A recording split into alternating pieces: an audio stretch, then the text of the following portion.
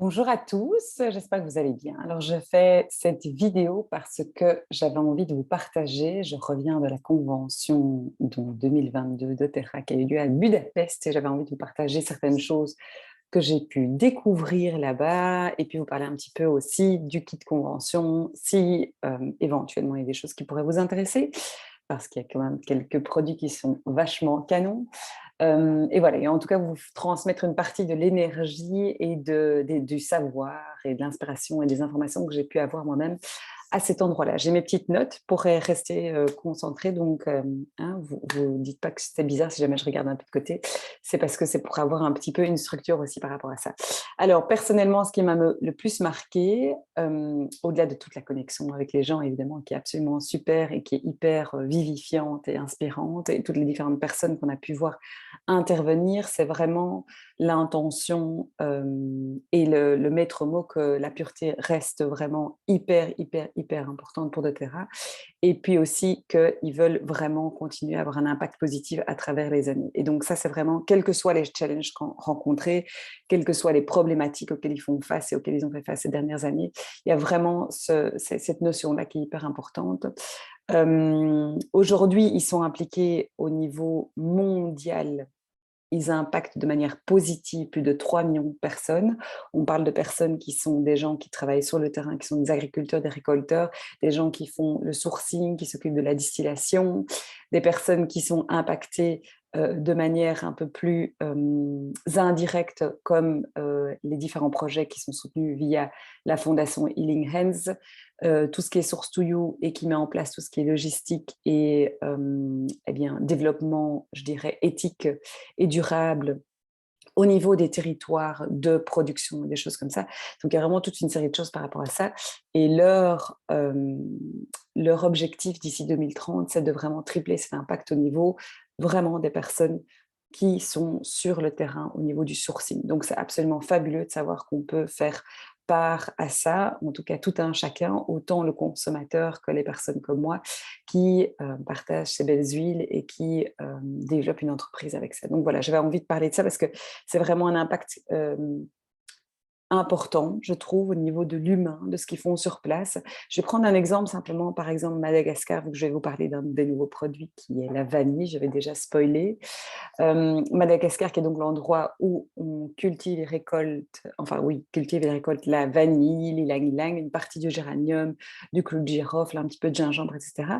Et donc là, on parle déjà de 131 000 vies impactées par doTERRA, simplement au niveau du sourcing, de la récolte, des petits voilà, récoltants, des petits paysans qui font tout ce qui est cultivation, etc., enfin culture, pardon, qu'on a sur le terrain. Donc c'est vraiment hyper important.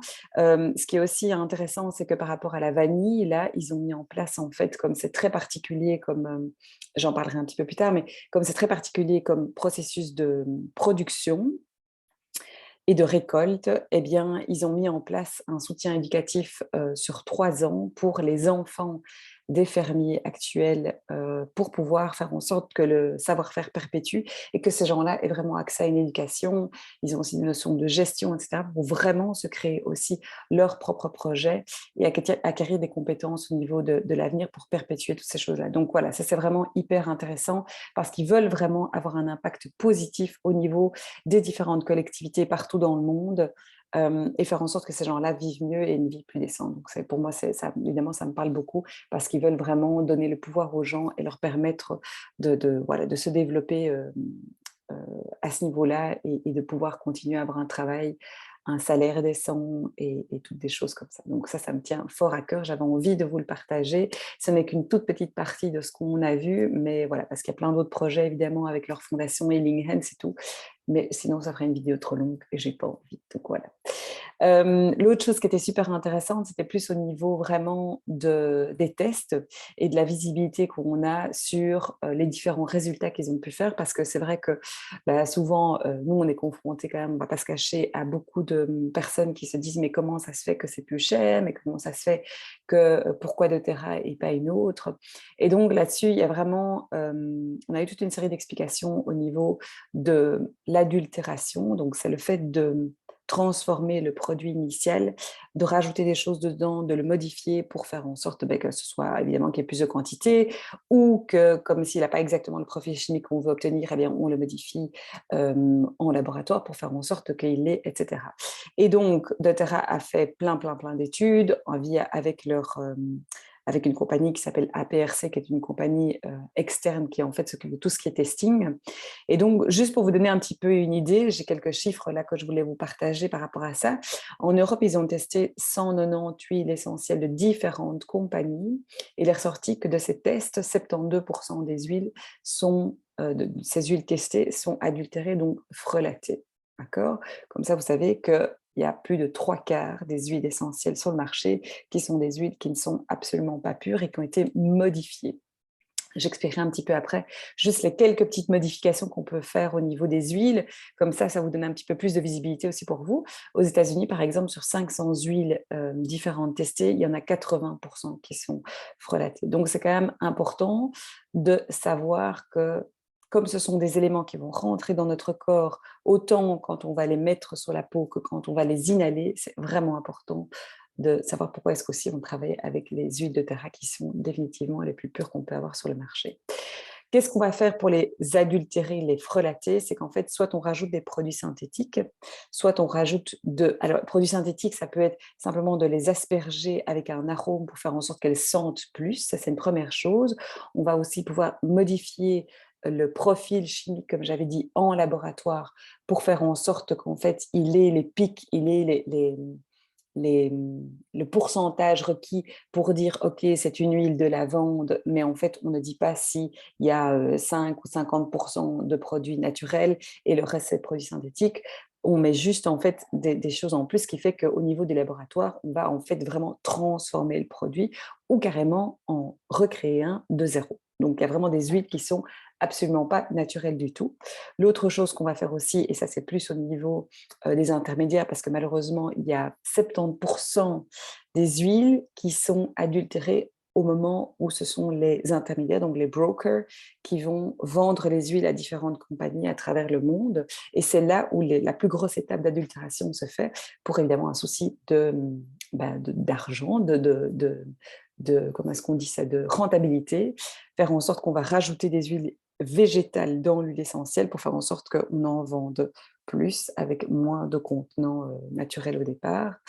Donc voilà, donc ça c'est un petit peu pour que vous sachiez un petit peu ce qu'il en est par rapport à ça. Je me remets mes petites notes. Mais donc, il faut juste savoir que comme c'est un secteur qui est en pleine croissance, c'est vrai que les gens essaient de plus en plus de faire en sorte de reproduire ce qui est dans la nature de manière synthétique pour justement pouvoir en avoir un gain et pouvoir avoir des choses qui peuvent se perpétuer. Juste par rapport à ça, et ce qui était assez alarmant en fait, c'est que l'Inde, elle vend 5 fois plus de menthe poivrée que ce qu'elle ne peut en produire. D'accord? Donc ça veut dire qu'ils vont vendre plus de produits qui n'en ont en fait, qui n'ont la possibilité de pouvoir en produire chez eux. Donc ça veut simplement déjà dire qu'il n'y a pas, et voilà, il y a un cinquième ou il y a 4/5 des huiles, je ne sais pas, qui ne proviennent absolument pas de chez eux et qui sont simplement reproduites. Pareil pour la bergamote, elle est vendue 12 fois plus que le nombre qu'on peut réellement produire au niveau mondial. Donc il y a vraiment de quoi se poser des questions par rapport à ça. Autre petite étude qu'ils ont faite, sur 50 huiles essentielles de lavande, est ressorti des tests que 80% des huiles sont adultérées. Et sur le clou de girofle, toutes les huiles qu'ils ont testées, à savoir 15, 100% sont adultérées, frelatées. Donc ça veut dire aussi un petit peu voilà, comment est-ce qu'on se situe par rapport à ça. Alors, ça, c'était juste pour les petits aspects un petit peu plus scientifico, recherches qu'ils peuvent faire. Après, on a eu plein d'autres choses, évidemment, qui étaient super intéressantes, mais je fais concentrer. Je vais vous parler des petits produits qui sont sortis, qui font partie du kit convention, que vous pouvez évidemment tout un chacun avoir, que moi j'ai déjà l'occasion d'avoir parce que j'ai pu l'acheter directement sur place. Mais voilà, alors ça, c'est un produit que moi, j'ai déjà testé auparavant. Je l'avais fait ramener et je l'adore, perso.